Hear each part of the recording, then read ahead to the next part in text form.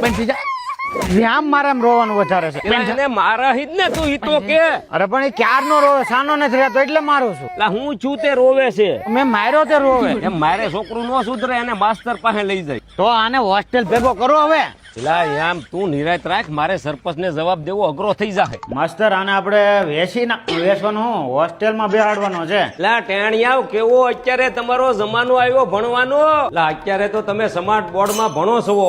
અમારા વખતમાં તો ઓલું ડસ્ટર હતું તો આમ ગહીને હાથે રહી જાતા. GEE નું રિઝલ્ટ હોય કે પછી નીટ નું રિઝલ્ટ હોય. વજન કુલ નું નામ મોખરે હોય છે. લા માખણ નો લોંધો તો નાખતો જા. એટલે અહીંયા પંગેતે બેહીને જમવાનું ને એમાંય દેશી ખાણું, બાજરાનો રોટલો, અડદની દાળ, માખણ નો લોંધો.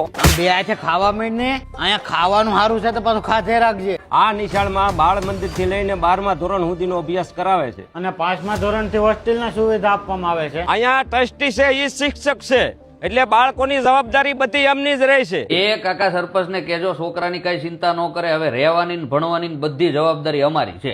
આજુબાજુના 52 ગામમાંથી બાળકોને લાવવા મૂકવા માટેની આ બસની સુવિધા છે. દરેક ક્લાસરૂમમાં સ્માર્ટ બોર્ડની સુવિધા છે. અહીંયા બાળકો એસી વાળા રૂમમાં તો ભણે છે. અરે તારે જેનો ઘા કરવો એનો કર, જીતવા દઉં તો કહેજે. આ નિશાળમાંથી બાળકોને દરરોજ 1 કલાક રમવાની છૂટ આપે છે. આ સ્કૂલનું નામ છે ઓઝોન સ્કૂલ ઓફ સાયન્સ. આ સ્કૂલ આવેલી છે હાજીપરના પાટિયા, મહુવા તળાજા રોડ ઉપર.